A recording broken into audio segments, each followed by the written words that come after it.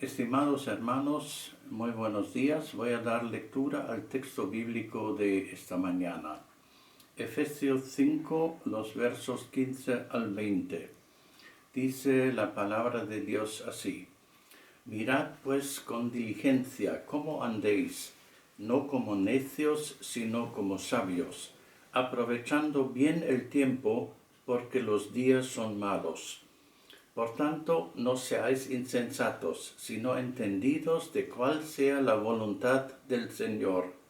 No os embriaguéis con vino, en lo cual hay disolución.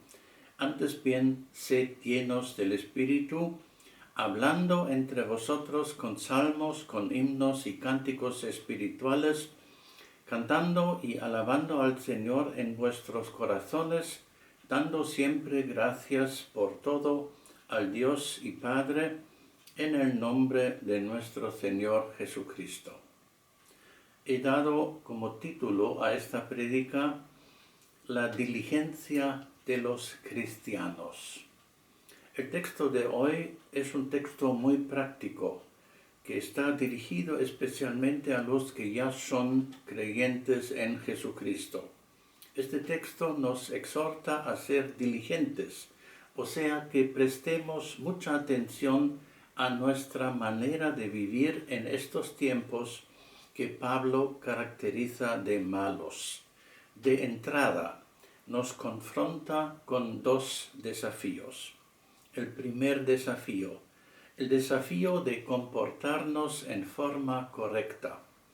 Debemos ser pues estrictos en nuestro comportamiento como cristianos y seguidores de Jesucristo, no dando motivo de crítica a los que nos rodean. Y esto será posible en la medida en que las reglas establecidas por la palabra de Dios sigan echando raíces profundas en nuestro ser. Para lograr esto, es indispensable que conozcamos a fondo la palabra de Dios, que nos alimenta de manera constante, y debemos buscar la voluntad del Señor en nuestro andar diario. Debemos ser sabios en nuestro comportamiento, dándonos cuenta de los efectos de un testimonio negativo.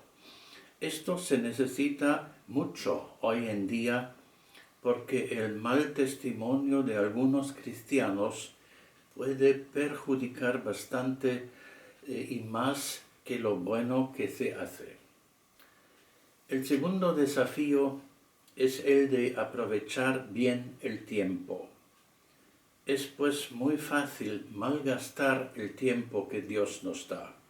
Hay tanta distracción, tantas cosas aparentemente atractivas que pueden desviarnos de lo que realmente es importante. Debemos darnos cuenta del valor de la oportunidad que existe, por ejemplo, para dar testimonio de Jesús a otros. Existe también el desafío de aprovechar el tiempo para orar e interceder por nuestros seres queridos, nuestra familia, amigos e inclusive enemigos. Y al llevar una vida de oración, estamos en mejores condiciones para percibir la voluntad de Dios, que nos habla mediante su palabra, indicándonos las acciones o los tiempos para hacer ciertas cosas útiles. Los días son malos, nos ha dicho el apóstol Pablo. ¿Y quién podrá contradecirle? Al ver la guerra en Ucrania, miles de víctimas, refugiados, peligros de las armas nucleares, inflación, subida de los precios de la energía, etcétera, etcétera, ¿habrá alguien que diga que los días son buenos? Pablo esperaba la segunda venida de Jesucristo y el fin durante su propia vida, haciéndonos partícipes de esta esperanza. Por esto nos exhorta a andar y obrar de manera diligente y sensata. Mirad pues con diligencia cómo andéis, no como necios, sino como sabios. La verdadera sabiduría consiste entonces en aceptar estos dos desafíos que mencioné de entrada. El desafío de llevar una vida ordenada y el desafío de aprovechar bien el tiempo. Hermanos queridos, las fuerzas del mal son poderosas y pueden causar enfriamiento en cualquier seguidor de Jesús. Las tentaciones muchas veces no las podemos resistir y muchos que antes expresaron un interés genuino en el Evangelio se enfriaron pues y abandonaron lamentablemente el buen camino prematuramente. Que esto no suceda con ninguno de nosotros, queridos hermanos. En el versículo 17, Pablo amonesta a los creyentes que no sean insensatos, sino dice, comprended cuál es la voluntad del Señor. El cristiano sensato, o sea, tú y yo, aprenderemos lo que quiere Dios que se haga y lo que agrada a Él. Procuremos con ahínco hacerlo, porque hacerlo requiere, pues, esfuerzo diligente. El sabio conocerá y hará la voluntad de Dios para andar tal como Dios quiere que andemos y hacer lo que a Él agrade. Es posible conocer la voluntad de Dios y andar como hijo de luz, haciendo el fruto de la luz. Por esto, como ya dije, requiere que nos ocupemos a diario de la palabra de Dios. Que hay que hacer con la palabra de Dios 3 cosas: leerla, creerla y obedecerla. El desafío de vivir en el Espíritu. Quisiera presentar un tercer desafío. Aquí en nuestro texto se cita un ejemplo de la falta de inteligencia al no buscar la voluntad de Dios, es decir, el abuso del alcohol que embriaga. El desenfreno al tomar mucho produce pues un descontrol de uno mismo, la embriaguez y un comportamiento lamentable. Es bien sabido que la intemperancia en el uso de las bebidas alcohólicas resulta en fuerzas violentas, acciones criminales, deseos carnales, actitudes antisociales, trastornos emocionales, pérdida racional y finalmente el olvido de Dios.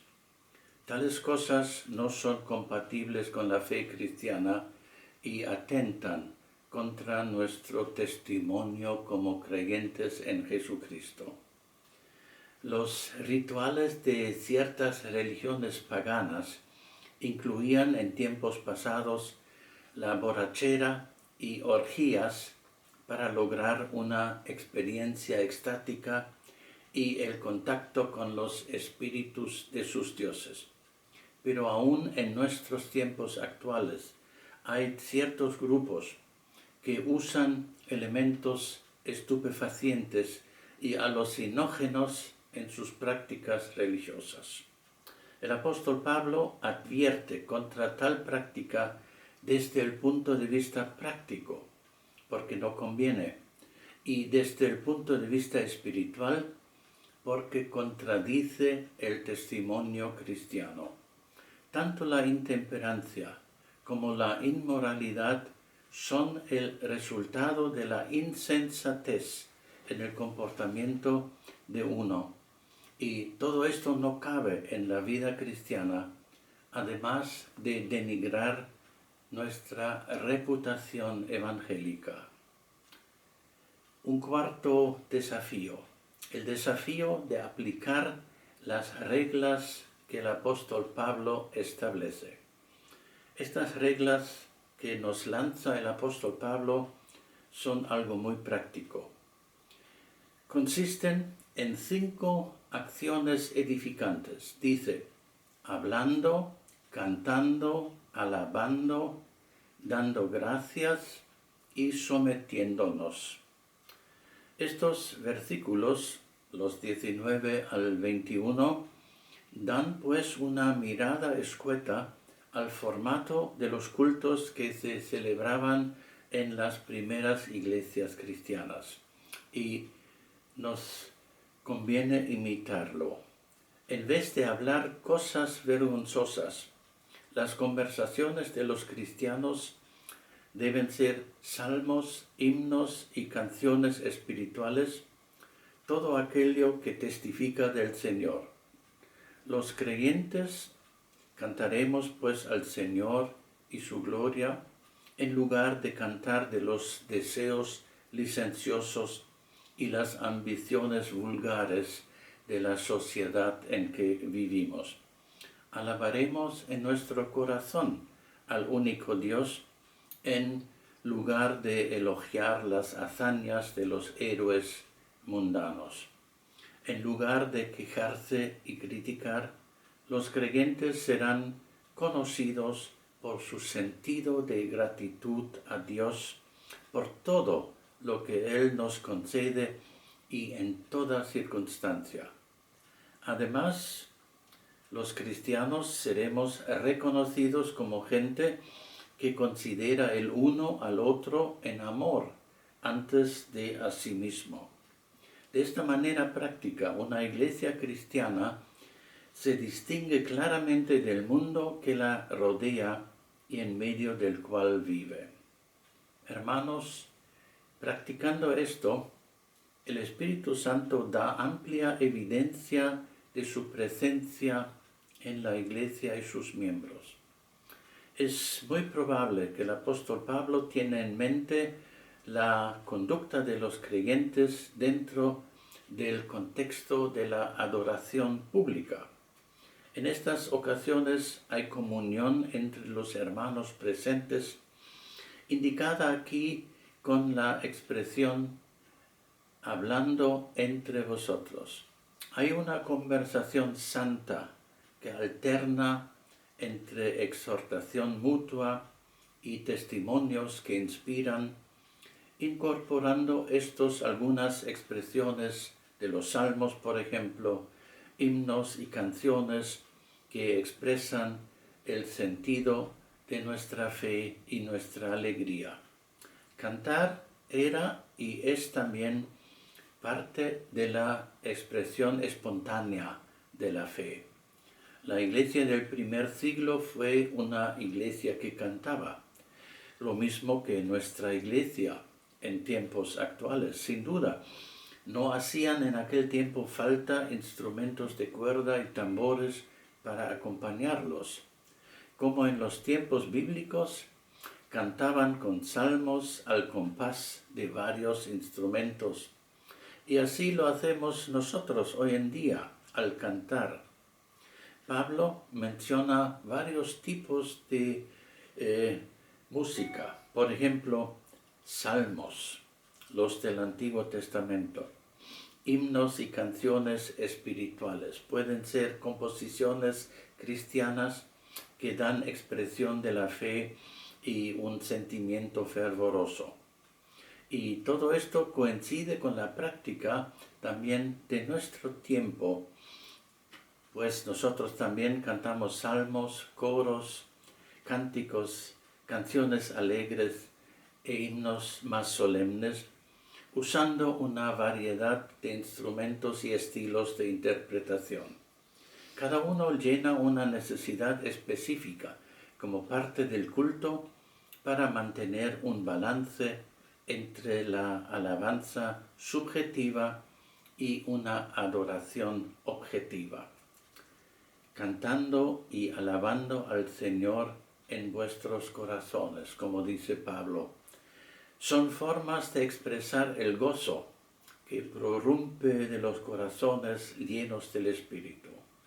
La adoración verdadera dará también lugar a exteriorizar este gozo.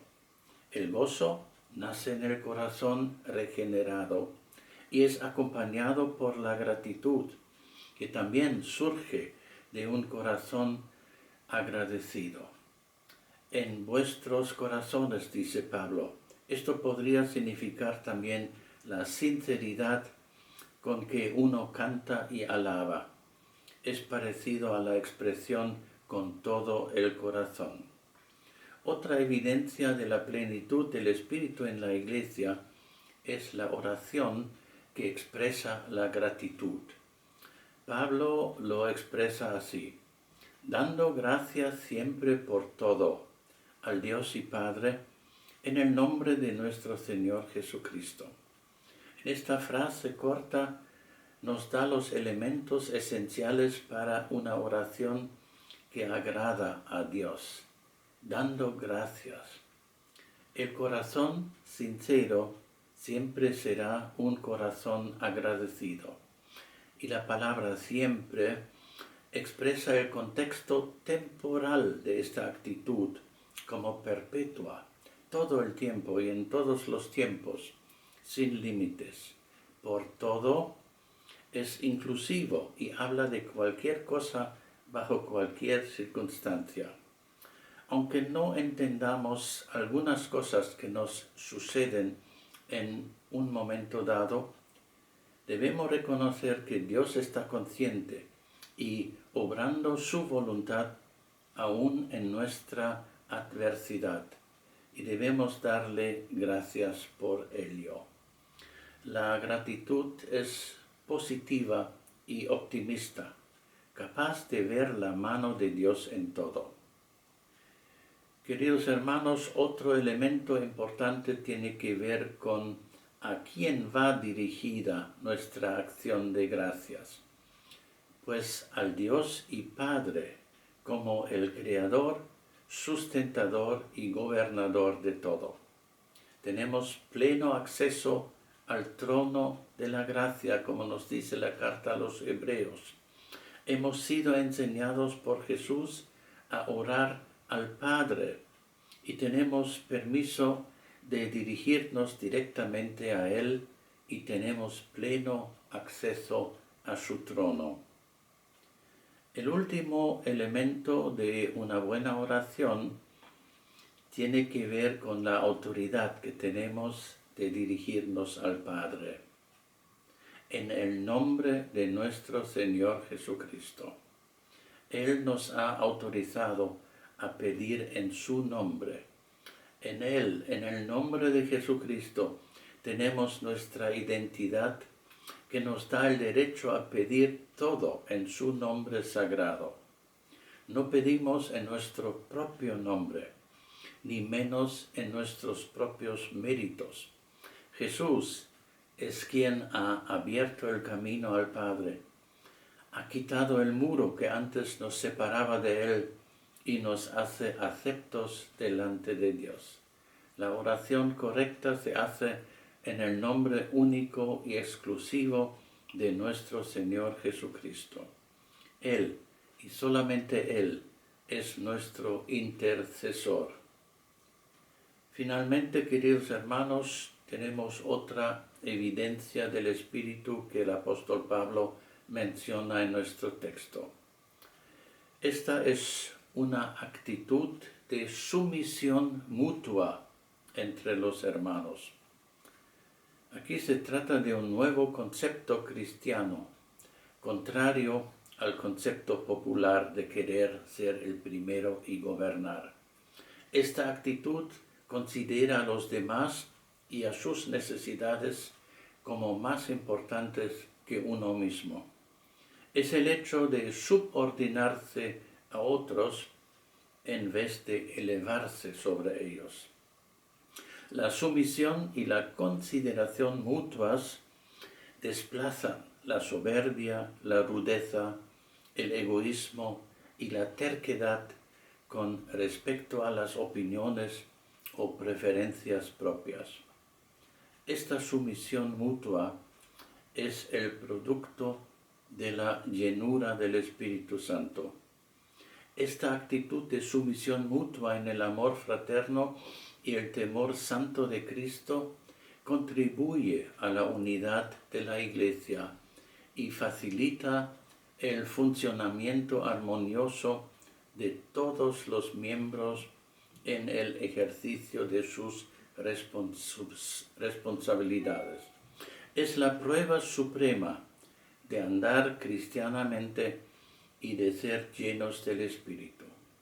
Y por ser tan importante, quizás sea lo más difícil de poner en práctica, pues atenta claramente contra el egoísmo personal y la importancia personal. Requiere de una actitud de humildad y bondad que no es natural en nosotros. Qué tremendo desafío, pues, queridos hermanos. Bueno, mis hermanos, el texto bíblico de hoy es muy rico en expresiones y asuntos que fácilmente se nos pueden escapar de la mente y de la memoria. Es por esto que mayormente ofrezco un PDF de mis prédicas y también quiero hacerlo esta mañana para ir repasando todo y recordarlo. Os invito cordialmente a hacer uso de esta oferta. Que el Señor os bendiga ricamente. Amén.